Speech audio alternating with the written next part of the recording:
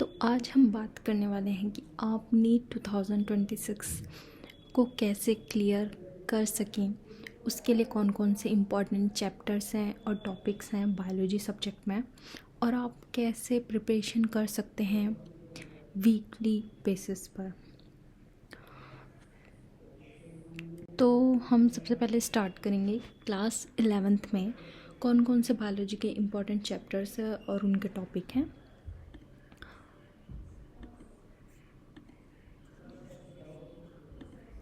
तो सबसे पहले डाइवर्सिटी ऑफ लिविंग ऑर्गेनिज्म का चैप्टर है, जिसमें इम्पॉर्टेंटली आपको पढ़ना होगा 5 किंगडम क्लासिफिकेशन, जिसमें स्पेशली मोनेरा, प्रोटिस्टा और फंजी पढ़ना होगा।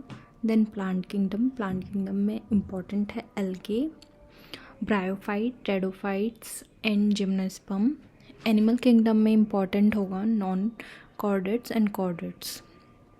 उसके बाद secondly structural organisation animal and plants, उसमें आपको मॉर्फोलॉजी ऑफ फ्लावरिंग प्लांट पढ़ना होगा, जिसमें root, stem, leaves, inflorescence, flowers, fruit and seeds ये इंपॉर्टेंट टॉपिक है। उसके बाद एनाटॉमी ऑफ फ्लावरिंग प्लांट्स, जिसमें टिश्यू, सेकेंडरी ग्रोथ ये इंपॉर्टेंट होगा। देन इन एनिमल टिश्यू में epithelium, connective and muscular and neural system आपको पढ़ना होगा। देन कॉकरोच में आपको उसके बॉडी पार्ट्स और उसका डाइजेस्टिव सिस्टम अच्छे से पढ़ना होगा। देन आते हैं थर्ड उसमें, जिसमें आपका है cell structure and their function. उसमें आपको सेल थ्योरी अच्छे से पढ़नी होगी। सेल ऑर्गेनल्स, जिसमें mitochondria, chloroplast, Golgi, endoplasmic reticulum, ribosomes आते हैं। Then cell membrane and transport mechanism, cell cycle and mitosis versus meiosis, ये आपके इम्पॉर्टेंट टॉपिक्स होंगे। उसके बाद फोर्थ आता है प्लांट फिजियोलॉजी, आपको पढ़नी होगी, जिसमें ट्रांसपोर्ट इन प्लांट्स, जैसे उसका water potential, transpiration, xylem and phloem ये पढ़ना होगा। Then mineral nutrition, essential element, deficiency symptom, photosynthesis में आपको cyclic and non cyclic phosphorylation पढ़ना होगा। Then C3 and C4 cycle. Then respiration in plants, जिसमें आपको glycolysis, Krebs cycle and ETS पढ़ना होगा। उसके बाद आता है plant growth and development, plant hormone, photoperiodism and vernalisation. Then human physiology पढ़नी होगी, जिसमें आता है डाइजेस्टिव सिस्टम, जिसमें आपको एंजाइम, एब्जॉर्प्शन डिसऑर्डर्स ये सब पढ़ना होगा। देन रिस्पायरेटरी सिस्टम में आपको मैकेनिज्म ऑफ ब्रीथिंग पढ़नी होगी, एक्सचेंज ऑफ गैस कैसे होता है। और सर्कुलेटरी सिस्टम में heart structure, ECG, blood group, excretory system में आपको पढ़ना होगा nephron, urine formation and regulation. Then nervous system में आपको रिफ्लेक्स आर्क पढ़ना होगा, सिनेप्स पढ़ने होंगे, ब्रेन पार्ट्स पढ़ना होगा। देन मस्कुलर सिस्टम के टॉपिक्स हैं muscles, contraction, sliding, filament theory. फिर एंडोक्राइन सिस्टम में इंपॉर्टेंट टॉपिक्स है हार्मोन, जैसे thyroid, adrenal and pancreas. Then feedback loops. Okay, तो ये आपके इम्पॉर्टेंट टॉपिक हो गए जो आपको पढ़ने हैं क्लास 11th की बायोलॉजी की बुक में, ठीक है। और आप ये सब NCERT की बुक से पढ़ें तो ज़्यादा अच्छा होगा। मैं आपको ये टॉपिक्स इसलिए बता रही हूँ ताकि आपको एक अंदाज़ा रहे कि आपको क्या क्या पढ़ना है। अब हम चलते हैं क्लास 12th की बायोलॉजी में आपको कौन से इम्पॉर्टेंट चैप्टर्स पढ़ने हैं। अगर आपको पहले से ही पता होगा कि आपको कौन कौन से टॉपिक्स पढ़ने हैं तो आपके लिए ईजी हो जाएगा, ताकि आप एक टाइम लूप बना सको कि आपको इतने टाइम के अंदर ये कंप्लीट करना है, कुछ भी रह ना जाए।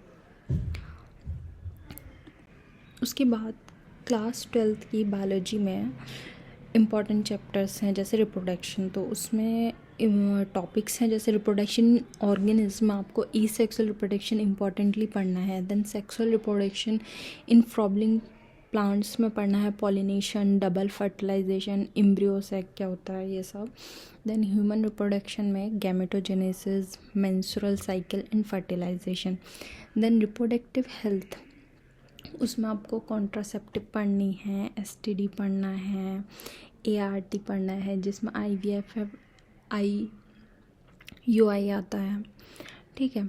उसके बाद जेनेटिक्स एंड इवोल्यूशन का चैप्टर आता है, जिसमें आपको पढ़ना है प्रिंसिपल ऑफ इनहेरिटेंस। ये सबसे इम्पॉर्टेंट पार्ट है, इससे काफ़ी क्वेश्चंस आते हैं। Mendel's law, test, cross linkage and recombination. Then molecular basic of inheritance में आपको पढ़ना है DNA replication, transcription, translation, genetic code. Evolution में आपको पढ़ना है theories of Darwin and Lamarck, then speciation, then Hardy Weinberg principle, ठीक है। फिर बायोलॉजी इन ह्यूमन वेलफेयर में आपको पढ़ना है ह्यूमन हेल्थ एंड डिसीज़। फिर इसमें टॉपिक्स हैं जैसे इम्यूनिटी में innate immunity and acquired immunity, फिर AIDS, cancer, vaccines, then microbes in human welfare में आपको फर्मेंटेशन, एंटीबायोटिक्स, बायोगैस, ये सब पढ़ना है। देन बायोटेक्नोलॉजी में इंपॉर्टेंट है प्रिंसिपल एंड प्रोसेस, जिसमें टूल्स आते हैं, रिस्ट्रिक्शन एंजाइम क्या काम करते हैं, वेक्टर्स क्या होते हैं, PCR क्या होता है, जेल इलेक्ट्रोफोरेसिस कैसे काम करता है, इनकी एप्लीकेशंस पढ़नी है। जैसे जेनेटिकल मॉडिफाइड क्रॉप्स, जिसमें BT कॉटन आता है, जीन थेरेपी क्या होती है, इंसुलिन प्रोडक्शन क्या होता है, कैसे करते हैं। फिर उसके बाद आपको इकोलॉजी एंड इन्वायरमेंट्स में देखना है इकोसिस्टम में एनर्जी फ्लो कैसे होता है, पिरामिड्स कैसे वर्क करते हैं, न्यूट्रिएंट साइकिल क्या होती है। देन बायोडाइवर्सिटी एंड कंजर्वेशन में आपको हॉट स्पॉट्स देखना है, IUCN रेड लिस्ट में क्या क्या आता है, कंजर्वेशन ऑफ मेथड्स कौन से होते हैं बायोडाइवर्सिटी को बचाने के लिए। देन इन्वायरमेंटल इशू में pollution, ozone layer, waste, climate कैसे चेंज हो रहा है, ये सब इम्पॉर्टेंट टॉपिक्स हैं, ठीक है।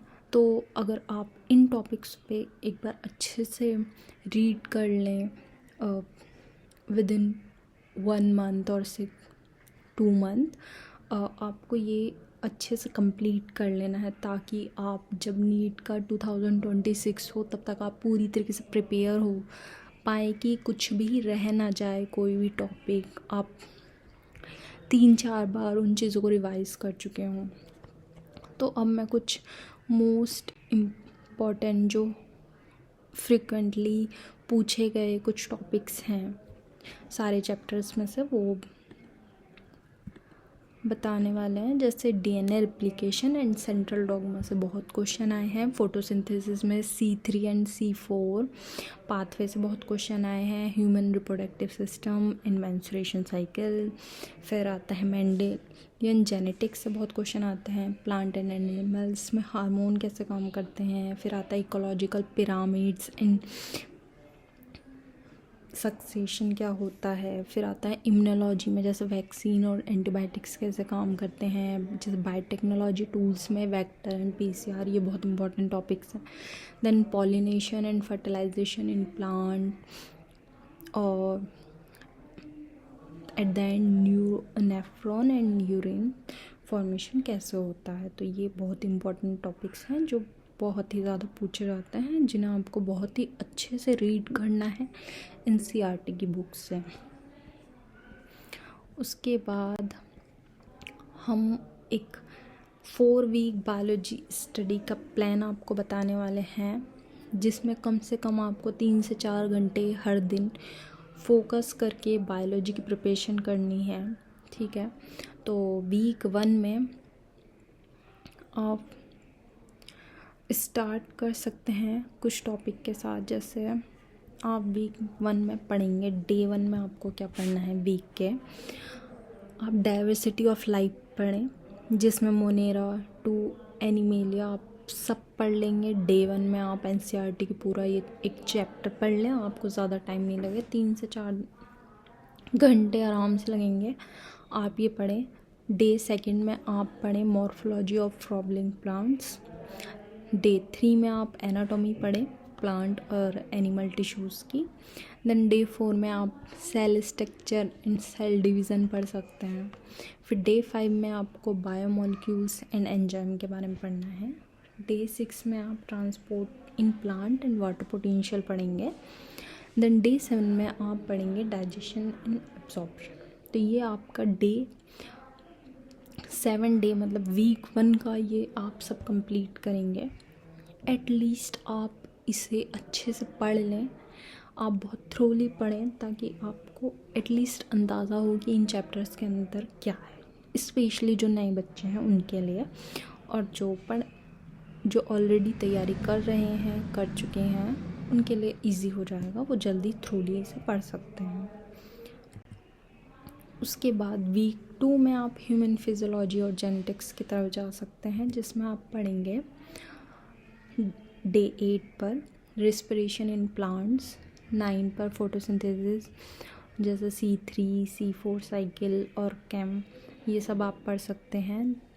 डे 10 में human circulatory system, day 11 excretory system, day 12 में आप nervous system and brain parts पढ़ें। डे 13 में मस्कुलर एंड एंडोक्राइन सिस्टम क्या होता है। फिर आप डे 14 में मेंडल्स लॉ पढ़ें, जेनेटिक प्रोसेस पढ़ें कैसे कैसे होता है, और साथ ही आप उस दिन इनके क्वेश्चंस भी करें ताकि आपके लिए अच्छा हो, वो हम लास्ट में बताएंगे। वीक 3 में आप reproduction, biotech and molecular biology ये कंप्लीट कर सकते हैं, जिनमें आप टॉपिक पढ़ेंगे। First day reproduction in organism plus plant का रिप्रोडक्शन सिस्टम भी आप पढ़ें। फिर आप ह्यूमन रिप्रोडक्शन पढ़ें।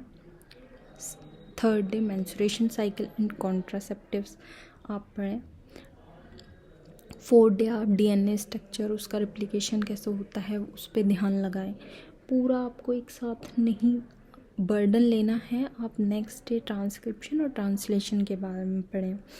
फिर आप पढ़ें जेनेटिक कोड एंड उनके म्यूटेशन के बारे में। तो ये चैप्टर डिवाइड हो गया है 3 दिन में, क्योंकि ये थोड़ा इससे क्वेश्चन बहुत आते हैं, तो ये आपको बहुत अच्छे से पढ़ना है।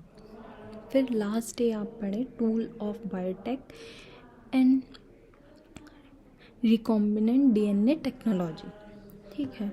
अब इसके बाद आप वीक 4 में आ गए हैं, जहां आपको इकोलॉजी पे मेनली फोकस करना है और इनसे रिलेटेड। तो आप डे 1 में माइक्रोब्स इन ह्यूमन वेलफेयर पढ़ें, डे 2 में ह्यूमन हेल्थ एंड डिसीज़ पर कवर करें, देन नेक्स्ट डे इकोसिस्टम और एनर्जी फ्लो ये सब के बारे में पढ़ें। डे 4 में आप बायोडाइवर्सिटी एंड हॉट स्पॉट्स जो जितने भी हैं आप वो याद कर सकते हैं। फिर आप डे 5 में आपको एनवायरमेंटल इश्यूज़ के बारे में पढ़ना है। फिर इवोल्यूशन में पढ़ें, जो डार्विन की थ्योरी है, हार्डी-वेनबर्ग थ्योरी है, इन सबको याद करें। और डे 18 में आप मॉक टेस्ट दे सकते हैं, रिवाइज कर सकते हैं। ये सब आपका मतलब हमने एक वीकली प्लान आपका बना दिया है 1 मंथ का, जिसमें आप पूरा सिलेबस कंप्लीट कर सकते हैं। अब कुछ बोनस टिप्स हैं आपके लिए, जैसे आप NCERT में ये सब डेली थ्रूली रिवाइज तो करेंगे, पर उसके साथ साथ एटलीस्ट जो टॉपिक आप पढ़ रहे हैं उसके 50 MCQ आप प्रैक्टिस करें। एटलीस्ट दिन में 50 MCQ तो करें। और वीकली आप जिस संडे में एक फुल सिलेबस जितना आपने पढ़ा है उसका एक बायोलॉजी का मॉक टेस्ट दे दे, ताकि आपको ये पता चल जाए कि आपने कितना रिवाइज किया है, आपको कितना याद है उसके लिए। फिर जो भी इनकरेक्ट क्वेश्चन आपके आते हैं, जो आपने गलत कर लिए, दुखी होने की ज़रूरत नहीं है, आप उसे रिवाइज करें, उसकी थ्योरी को फिर से एक बार रिवाइज करें ताकि आप फिर से ना भूलें। So much for listening us. Thank you.